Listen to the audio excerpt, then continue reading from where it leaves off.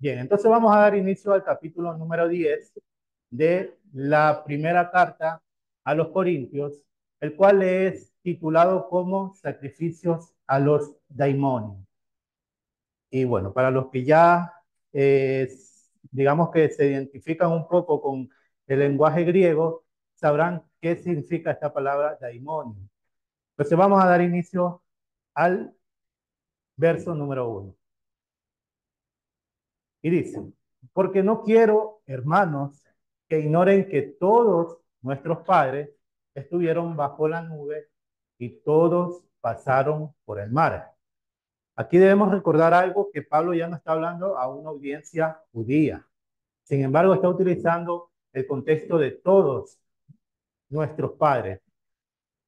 Creo que en la Biblia de Reina Valera dice, nuestros padres todos, dice, ¿no? Algo así me parece que leí en la Reina Valera, pero aquí le estoy poniendo una traducción más apegada al Códice Sinaítico. Entonces dice, porque no quiero, hermanos, que ignoren que todos nuestros padres estuvieron bajo la nube y todos pasaron por el mar. Y todos en Moisés fueron bautizados en la nube y en el mar. Y todos comieron el mismo alimento espiritual. Y todos bebieron la misma bebida espiritual porque bebían de la roca espiritual que los seguía. Y la roca era Mashiach. Pero de lo más de ellos no se agradó Yahweh, por lo cual quedaron postrados en el desierto. Y bueno, aquí vamos a hacer una pausa, ¿no? Estamos viendo cómo Pablo, primero que todo, hace un contexto general. No se habla, digamos, en primera persona, sino que llama a los hermanos de Corinto, a la congregación de Corinto, de que de alguna manera ellos también son descendientes de estos hombres y mujeres que salieron de Egipto, y, bueno, todo lo que nos narra la historia del Éxodo. Y dice, todos ellos estuvieron ahí bajo la nube y pasaron por el mar. Todo el tema de la nube y el mar lo relaciona con bautizo, si se dan cuenta, ¿no? Dice, porque todos en Moisés fueron bautizados por la nube y el mar. Y entendemos claramente que el contexto de la nube es acerca de el día en que el Eterno se presentó en el monte y dio el pacto, ¿no? Las tablas del pacto. Y pues bueno, ahí hizo un pacto. Él con el pueblo hicieron un pacto cuando Moisés les recitó la Torá y ellos aceptaron, dijeron todo lo que diga Yahweh, aceptaremos. Y hizo Moisés un sacrificio y roció sangre, ¿no?, sobre el pueblo y sobre las tablas. Eso Pablo lo está interpretando como un bautizo, ¿no? O sea, está diciendo, aquel pueblo ya son considerados ahora sí pueblo del Eterno. Ahora sí, porque ya hay un pacto. Y el tema del bautizo por el mar es por el recorrido que ellos habían hecho, ¿no? Cuando pasaron por el mar. Entonces, todo esto lo viene a la transición. Hola, hola, hola. Sí, hay. Entonces, todo este tema lo está tratando bajo una perspectiva que ellos ya conocen. ¿Por qué? Porque ellos ya conocen lo que es el significado del bautizo.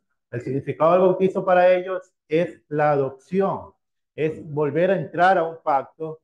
Y pues bueno, podríamos identificar lo de la ley de Moisés, en este caso sobre lo de la nube, como la circuncisión, ¿no? Aquí hay algo que debemos explicarnos, porque muchas veces desde las líneas académicas se cree que Pablo no enseñaba sobre la circuncisión o enseñaban que no había que circuncidar. Y otra cosa más, tomando las cartas de Gálatas, según los académicos creen que Pablo enseñaba a no circuncidar. ¿Por qué? Porque dice que le llamaba eso judaizar, pero está completamente alejado de la verdad porque no se entiende realmente cuál era el contexto, incluso esta palabra judaizar, no se entiende cuál realmente era el contexto de un maestro que, si lo identificamos como dice la narrativa, era un israelita era de la tribu de Benjamín, y hasta él mismo dice, se llama a sí mismo fariseo de fariseos. Entonces, claramente era una persona que tenía que estar bajo las normas de la Torá. Entonces, no tiene, digamos, una alineación al comentario que se hace mostrando a Pablo como un cristiano, porque realmente lo muestran como un cristiano, y no lo digo despectivamente, sino lo muestran como un cristiano por las normas que actualmente guarda el cristianismo. Y cuando digo guarda, es no circuncidar, no hacer caso a las dietas de Levítico 11 y no hacer caso a las fiestas. Entonces, bajo ese contexto lo analizan a Pablo, pero Pablo claramente vemos en sus cartas que enseña la circuncisión, enseña a guardar la Torá, enseña acerca de las fiestas. Entonces, ahí hay una idea bastante, digamos, pobre en el análisis que se hace. Entonces vemos a un Pablo que está comparando tanto el acontecimiento del pueblo de Israel por Moisés para darle esa misma figura ahora a través del Mesías, porque es lo que está haciendo, dándole esa misma figura a través del Mesías, porque dice en el verso 4, y todos bebieron la misma bebida espiritual, porque bebían de la roca espiritual que los seguía, y la roca era el Mesías. Y aquí hay, digamos, podría ser como una interpretación que le hace Pablo al decir que esa roca que los seguía a ellos era el Mesías. Recordemos que en la Torá no se habla o no se especifica acerca de esto, ¿no? De la roca que los seguía. Incluso es más bien una enseñanza rabínica que se da cuando se explica Éxodo. Pero vemos que Pablo le da la vuelta o toma esto y le da ahora una identidad. Ahora dice que esa roca era el Mesías. ¿Por qué? No era literal. No quiere decir que era el Mesías el que los estaba acompañando, porque eso tendría que venir a nuestra mente de que ya existía y que era un ser que ya tenía existencia, ¿no? Y que de alguna manera se materializó. Y es lo que vieron ellos en su momento de su ministerio, ¿no? Sino más bien dándole a entender, en este caso, a la congregación de Corinto, que ellos recibieron ese alimento espiritual, tanto la bebida como la comida que viene del Eterno. Y asemeja este alimento espiritual, tanto la bebida como la comida, con el Mesías, que esto también lo va a explicar más adelante, ¿no? Entonces, vemos esto, ¿no? Y dice, y aquella roca era el Mesías. Pero de lo más de ellos no se agradó Yahweh, por lo cual quedaron postrados en el desierto. Mas estas cosas sucedieron como ejemplo para nosotros, para que no codiciemos cosas malas como ellos codiciaron. Y aquí yo les puse un pequeño comentario del verso 4 que dice, Pablo sigue la tradición judía escrita en los Targum. Recordemos que los Targum son del siglo II antes de la era común. Es decir, que para el tiempo del Mesías, para el tiempo de Pablo, era muy común que aparte de la Torá se utilice el Targum para enseñanza. Dándole, dice ahora, una identidad a aquella roca que es lo que les mencioné. Y aquí le quería presentar ahora un comentario de lo que les acabo de mencionar. Dice el comentario de Gil, dice, Gil de toda la Biblia. Dice, el Targum de Jerusalén dice bien hecho en Matana, que de nuevo se convirtió en arroyos impetuosos y desbordantes, y de nuevo ascendió a la cima de la montaña y descendió con ellas a los valles antiguos, hablando en este caso lo que ellos interpretaban como un rollo, que aquella agua venía de un rollo, otros lo interpretaban como una roca que los seguía. Así es como ellos lo entendían, así es como ellos lo enseñaban en su tiempo, ¿no?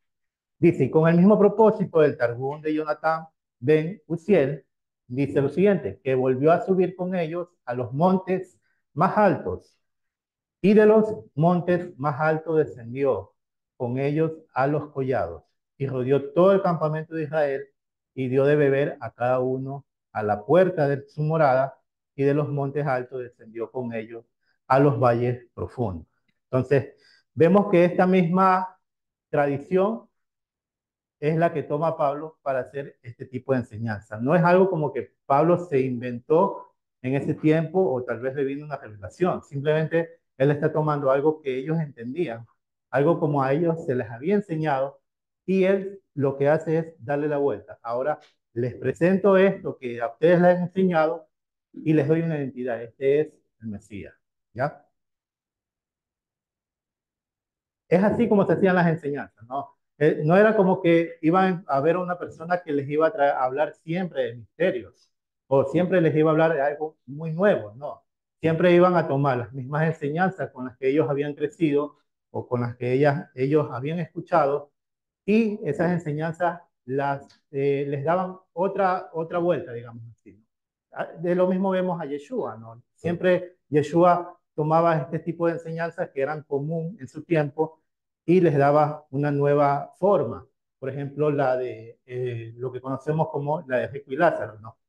La de Rico y Lázaro era una historia egipcia que se llamaba, se me fue el nombre, creo que es Barmeyán, ¿no?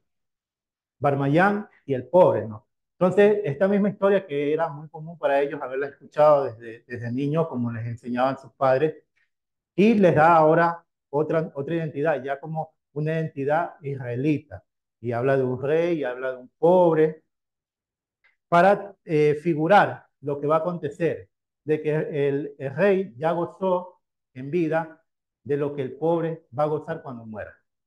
No es literal el tema del seno de Abraham, como se muestra en la narrativa, no. Es una mashal, es una enseñanza. Entonces, de la misma forma, como no es literal de que Yeshua ya existía en su tiempo, es lo que Pablo está enseñando, de que era el mismo que les proveyó a ellos el alimento, es el mismo que ahora a través de Yeshua les está proveyendo el alimento. Bien, vamos a continuar. Verso 7. Ni sean idólatras como algunos de ellos, según está escrito. Se sentó el pueblo a comer y a beber y se levantó a jugar. Ni forniquemos como algunos de ellos fornicaron y cayeron en un día 23,000. Ni tentemos al Señor, como también algunos de ellos le tentaron y perecieron por las serpientes.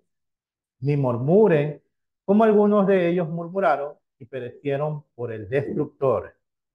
Y estas cosas les acontecieron como ejemplos y están escritas para amonestarnos a nosotros, a quienes han alcanzado los fines de los siglos. Así que el que piensa que está firme, mire que no caiga. Entonces vemos cómo le da a Pablo esta enseñanza, ¿no? No sean idólatras como ellos fueron idólatras, no tienten al Eterno como ellos lo tentaron, no murmuren al Eterno como ellos murmuraron. ¿Por qué? Porque si el Eterno, eh, digamos así, castigó al pueblo por todas estas cosas, al pueblo sanguíneo por todas estas cosas, ¿qué más no va a hacer con ustedes si siguen sus mismos pasos? También van a recibir el castigo del Eterno. Y aún dice, si el que ya hay alguno que cree que ya lo alcanzó, que ya está bien, que ya está firme, tenga cuidado de que no caiga. Tenga cuidado porque estamos expuestos a que nos suceda algún acontecimiento que no seamos fuertemente, digamos, que estemos firmes para poder pasarlo sin cometer algún tipo de transgresión. Entonces, esa es una buena recomendación que da Pablo al final, ¿no? Y el que piensa que está firme, mire que no caiga. Ahora vamos a leer un comentario aquí en el verso 8, ¿no? Del verso 8 en este caso, ¿no? Dice, números 25:9, encontramos 24,000. La cifra real estaría sin duda entre ambas, por lo que tanto aquí como el libro de números solo te dan números redondos. Vemos que en números nos dicen que la cifra no era 23,000, sino 24,000.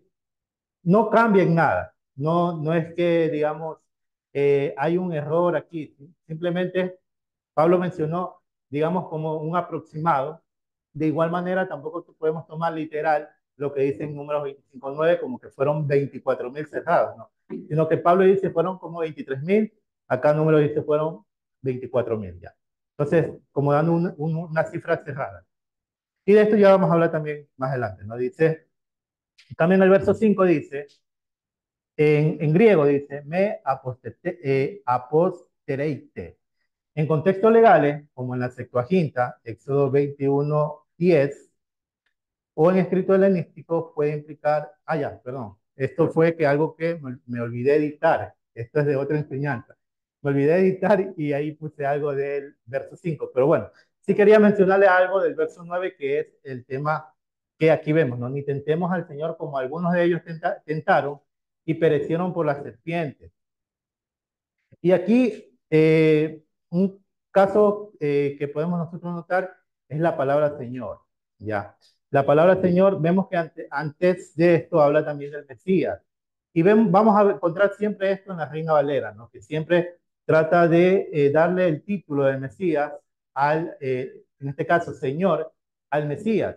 Y por eso es que hay esta confusión también dentro del cristianismo e incluso en los movimientos de raíces hebreas de creer que el Mesías es el mismo externo por este tipo de traducciones que nosotros debemos a esta altura ya poder tener la, digamos, la curiosidad de poder indagar si realmente en el griego dice eso o no. Cuando nosotros nos damos la oportunidad de estudiar de esta manera, digamos, más académica, vamos a encontrar este tipo de malas traducciones, por lo cual vamos a poder rescatar realmente cuál es la enseñanza que nos quiere dar Pablo, o en este caso, cualquiera de los documentos del Nuevo Testamento. Ahora, aquí yo les traigo unos comentarios de los padres de la iglesia acerca del verso 5. A ver, dice, ni tenemos a Cristo. Déjenme ver si era el verso 5. Espérenme. Sí, en el verso 9 exactamente era, ¿ya?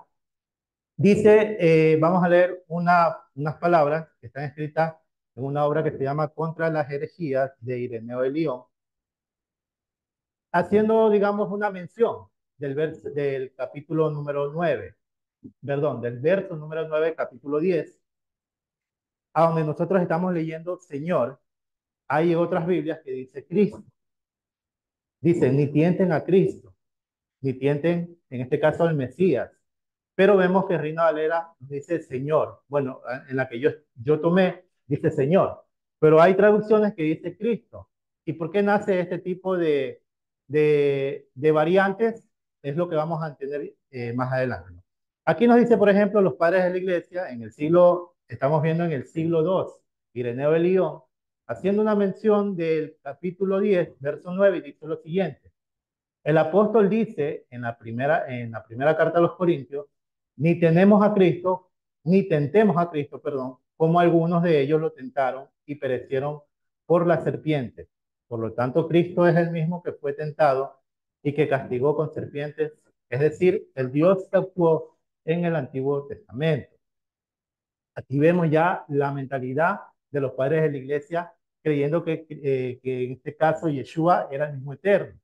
Por eso es que poco a poco esta teología cristológica se formó en la iglesia en este caso, formó a la iglesia cristiana a tal punto que hasta el día de hoy se sigue con este mismo pensamiento, ¿no? Que Cristo es Dios mismo. Ahora, ¿qué nos dice por otro lado Agustín de Hipona? Estamos hablando del siglo IV al siglo V. Dice lo siguiente en su obra sobre los beneficios del creer. El pueblo se sentó a comer y a beber y se levantó a jugar. Ni cometamos fornicación, como algunos de ellos cometieron, y en un día cayeron 23,000. Ni tentemos a Cristo, como algunos de ellos lo tentaron y perecieron a manos de la serpiente. Vemos que de igual manera tenemos una evidencia de que los padres de la iglesia, cuando leían el capítulo número 9 de 1 de Corintios 10, no hablaban del Señor, no hablaban del Curios, no hablaban del Eterno. Cuando dicen no tienten al Eterno, sino más bien que le daban la identidad que era Cristo, que era el Mesías. Ahora, aquí yo les presento las variantes textuales que existen acerca de estas palabras, ¿no? Si ustedes pueden ver, hay tres variantes textuales y en un manuscrito, en cambio, está omitido el texto. Y aquí ustedes pueden ver, por ejemplo, Cristo se encuentra atestiguado, y esto lo que me da un poquito, digamos, de sorpresa, es que está atestiguado en un manuscrito más antiguo, que es el P46, el papiro 46, que es se le da una datación, digamos, temprana al siglo II. Pero tenemos, por ejemplo, Códice Sinaítico, Códice Vaticano, y si queremos tomar en cuenta también el Códice Alejandrino, que ya no nos da la variante de Curios, sino nos dice Deos, Teón, vemos que tienen más manuscritos que son del siglo III, siglo IV, siglo V, que apoyan más la lectura de Curios. ¿Ya? Y son manuscritos, los manuscritos más importantes que existen en la actualidad. Ahora, si nosotros leemos el contexto, Pablo no está hablando en este caso del Mesías, está hablando del pueblo de Israel, en este caso en la murmuración, en la fornicación, y todo lo que hacían que era desagradable al Eterno. Entonces es lógico creer que si vamos a leer ahí la palabra curios, no va a interpretar, o no podemos interpretar en este caso que esté diciendo acerca del Mesías, o que esté hablando del Mesías, sino que está hablando específicamente del Eterno. Entonces, bueno, tenemos dos variantes, que sería Curios y Teon, que están atestiguados en manuscritos antiguos, que serían del siglo III, siglo IV en adelante, y algunos manuscritos minúsculos, como ustedes pueden ver de este lado, ¿no? Que sería el 33, el 104, el 181, que son manuscritos del siglo IX en adelante. Entonces, ahí podríamos decir que le estamos haciendo un tipo de corrección a ese texto de 1 Corintios 19, como les mencioné al principio, que en algunas Biblias dice Cristo. Y vimos también que algunas evidencias de los padres de la iglesia también mencionaron este texto con la identidad de Cristo y no de Curios. Bien, vamos a avanzar. Estamos bien con el tiempo, ¿no? Ya, aquí tenemos también un comentario crítico de 1 Corintios 10:4. Le voy a leer lo que está aquí subrayado, ¿no? Dice, otra lectura es el Señor, Cristo, puede provenir de una glosa marginal. ¿Una glosa qué es? Una glosa es cuando en un manuscrito se añadía, por ejemplo, estaban escritos 4 líneas ya, y se añadía a los lados una lectura adicional, ya, digamos como para explicar algo. Luego estas lecturas adicionales que se añadían a los manuscritos, en algunas ocasiones otros copistas que tocaba reescribir ese documento en un manuscrito nuevo, tomaba estas glosas y las hacía parte del texto original. Entonces, por eso es que nacen este tipo de variantes.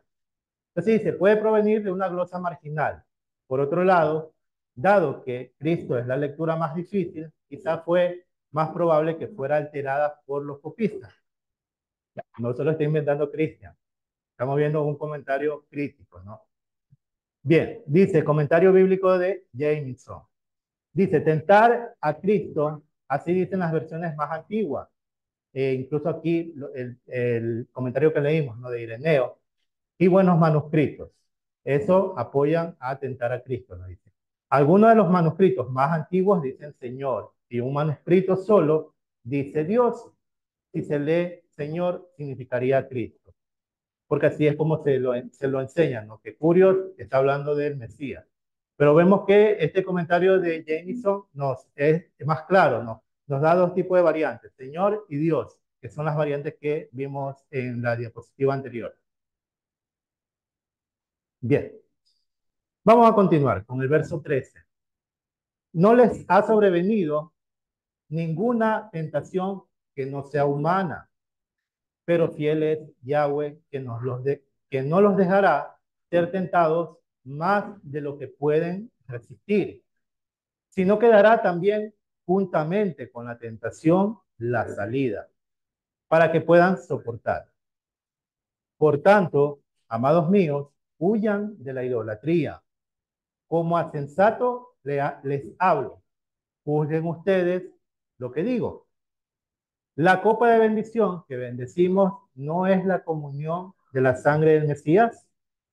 El pan que partimos no es la comunión del cuerpo del Mesías. Siendo uno solo el pan, nosotros, con ser muchos, somos un cuerpo, pues todos participamos de aquel mismo pan.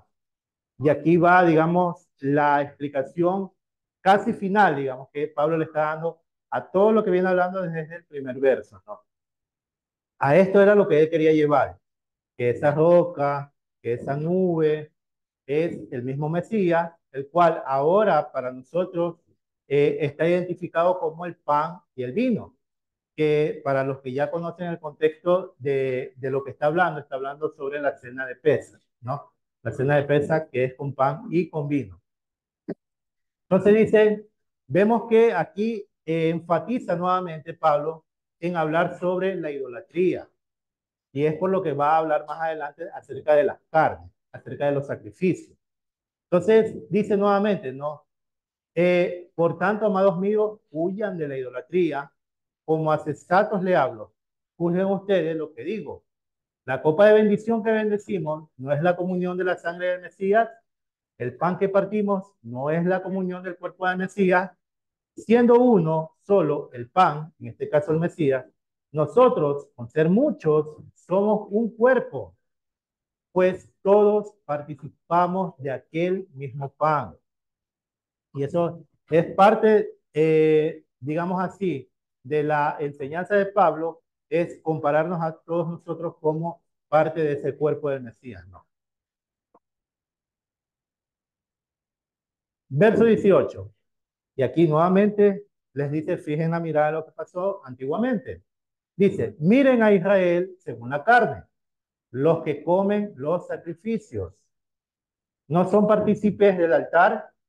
En este caso ya está hablando en el contexto actual, ¿no? En el contexto del templo. Aquí ya está hablando y dice, miren a Israel según la carne, los que comen de los sacrificios. No son partícipes del altar. ¿Qué digo pues? Que el ídolo es algo o que sea algo lo que se sacrifica a los ídolos.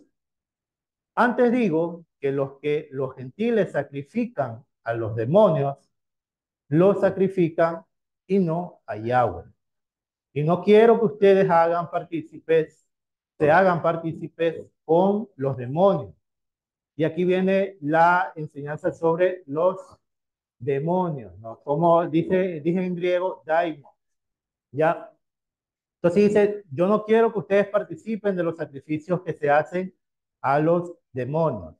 Porque dice, ellos no sacrifican a Yahweh. Está hablando, en este caso, de los corintios. Entonces, aquí sí nos toca tomar en cuenta el contexto cultural y histórico de esta congregación, en dónde estaba situada. Entonces dice, antes digo que los gentiles sacrifican a los demonios, los sacrifican. Lo que ellos sacrifican, a los demonios los sacrifican y no a Yahweh. Y no quiero que ustedes que se hagan partícipes con los demonios. No pueden beber de la copa del Señor y la copa de los demonios. No pueden participar de la mesa del Señor y de la mesa de los demonios. Y nuevamente, aquí ustedes pueden ver, ¿no? Toma la presentación del Mesías, que es el vino y el pan, y la traducción nuevamente nos dice curios. Pone curios para llamar al Eterno y pone curios para llamar al Mesías. Y yo no le corregí ahí, es para que ustedes puedan notar eso. Que es importante que si no entendemos el contexto y si no conocemos el idioma en el que ha sido traducido nuestra Biblia en español, entonces sí nos va a confundir. Entonces, está hablando, dice, que no pueden participar de la copa del Adón y la copa de los demonios. No pueden participar de la mesa del Adón y de la mesa de los demonios. O provocaremos a celo a el Eterno. Somos más fuertes que Él. Y aquí ya podemos nuevamente leer que dice, o provocaremos a celos al Eterno. Ya, aquí nuevamente utiliza la palabra Señor. O provocaremos a celo al Eterno o somos más fuertes que Él. Y aquí está hablando del contexto de los sacrificios nuevamente, ¿no? Del sacrificio a los ídolos. Y aquí yo les traje un comentario, nuevamente un comentario crítico sobre 1 Corintios 10:20. Dice, los mismos griegos llamaban a sus deidades daimonia. Y Pablo adopta el término, pero para los judíos no significaba deidades, ni semidioses, como sí significa para los griegos. Para los griegos, o para los helenistas, la palabra daimonia o daimons no hacía referencia a demonios como en la actualidad nosotros lo entendemos, ¿no? Incluso como el judaísmo también lo presenta, sino más bien que eran como semidioses, ¿no? Dice, pero para los judíos no significa deidades ni semidioses, sino demonios. Ahora, yo les traje acá otro comentario, ¿no? En la mitología griega, daimon o daimonio designaba a un ser espiritual que podía ser benévolo o malévolo. Filósofos como Platón lo definían como un ser intermedio entre dioses, es decir, un semidios, ¿no? Y los hombres encargados de transmitir mensajes divinos o guiar a las almas. En textos clásicos, los daimonia no eran necesariamente malignos. De hecho, algunos eran considerados protectores personales o manifestaciones del destino. Esto desde un contexto de la cultura persa, es lo que conocemos como las emanaciones de Ahura Mazda. En la religión zoroastrística existe un Dios único, como también también en nuestra fe, ¿no? Existe un Dios único. Para los persas era Ahura Mazda, pero sin embargo ellos enseñan que Ahura Mazda tenía emanaciones, que es lo que actualmente se podría entender como espíritus, ¿no? Espíritus. Entonces, a esas emanaciones es que los helenos luego entendieron que eran daimons. No eran el ser maligno como actualmente se nos enseña, ¿no? Un demonio con cacho y cola, sino que eran emanaciones de algo, ¿no? Entonces, así los entendían ellos y Pablo le está hablando a una audiencia que entiende de lo que está hablando. Le está hablando de daimons, de emanaciones o lo que ellos podrían considerar un semidios. Bien, dice, para los judíos del segundo templo, influenciados por la demonología persa y apocalíptica, daimonia pasó a significar espíritus malignos que se oponían al Eterno y corrompían a los humanos. Así fue como esta visión influenció profundamente la teología cristiana posterior, donde los demonios se convirtieron en agentes activos del mal espiritual.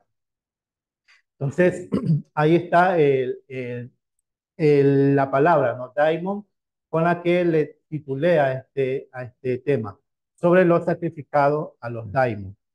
Entonces, voy a leerle los siguientes versos, que sería el verso 23, ¿no? Dice, todo me es lícito, pero no todo me conviene. Todo me es lícito, pero no todo me edifica. Ahora, aquí podríamos nosotros decir, ¿por qué Pablo está hablando de que no participen de la mesa de los daimon si van a participar también de la mesa del Señor o del Adón, de Yeshua? Hablando sobre la cena de Pesach. Ustedes no pueden participar de la cena de Pesach si están participando de lo que normalmente las naciones hacen a sus dioses, en este caso específicamente lo que en Corinto hacían a sus dioses, que eran sacrificios y comer de esos sacrificios. Que eso era normal, así mismo se hacía en Israel.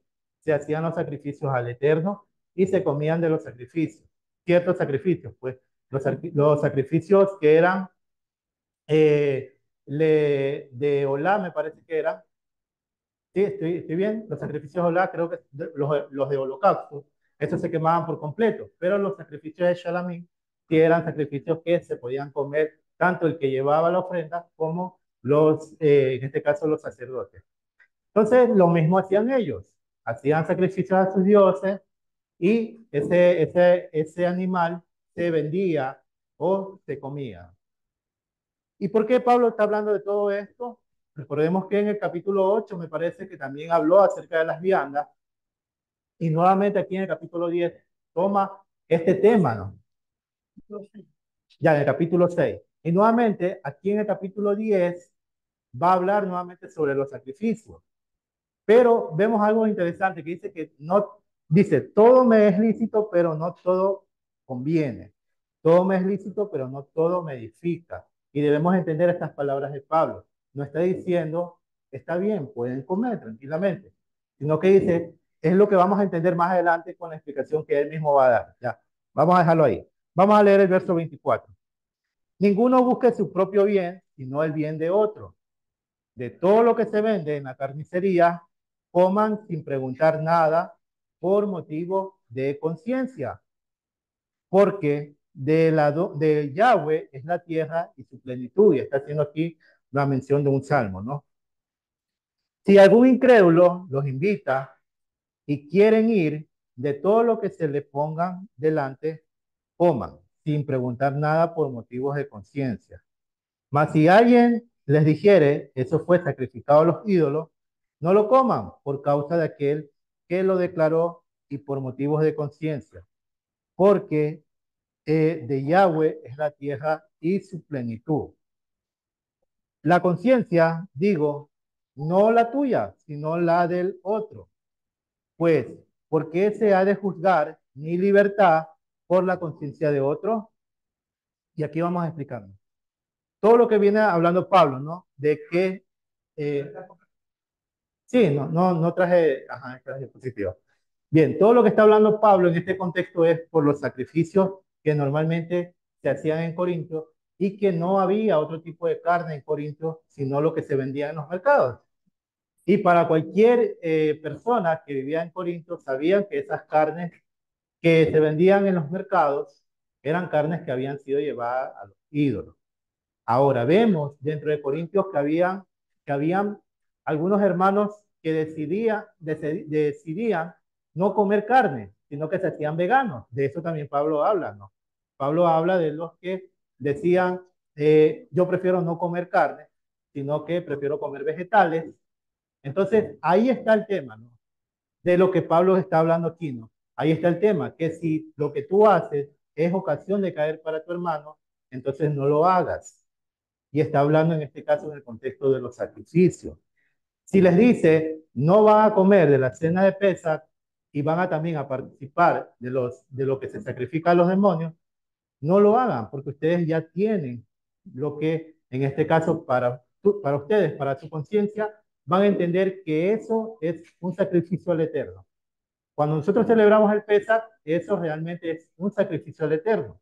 No hay un cordero porque entendemos todo lo que conlleva el sacrificio de Pesach según lo que establece la Torá, que tiene que ser llevado al templo, tienen que estar los levitas y hacer el sacrificio, los sacerdotes. Como no tenemos todo esto, como no hay templo, entonces Yeshua instaura la cena de Pesach como actualmente la hacemos, con vino y con pan. Ahora, nosotros ya tenemos algo que presentamos al Eterno como un sacrificio. Porque vamos a participar de lo que no es agradable al Eterno. Y de lo que ustedes en su conciencia les está tratando de hacer entender Pablo, en su conciencia ustedes saben que eso es sacrificado a los ídolos. Ahora le dice Pablo, si ustedes van a comprar a la carnicería, no pregunten. Porque si van a preguntar, ustedes van a saber que eso fue sacrificado a los ídolos, eso sí les va a contar como pecado. No le va a contar como pecado, porque ustedes ya tienen el entendimiento de que eso fue sacrificado a los ídolos. Y aún dice, puede ser que tú eres consciente de que no, de que un ídolo al final nada es, dice, pero tu hermano te está viendo.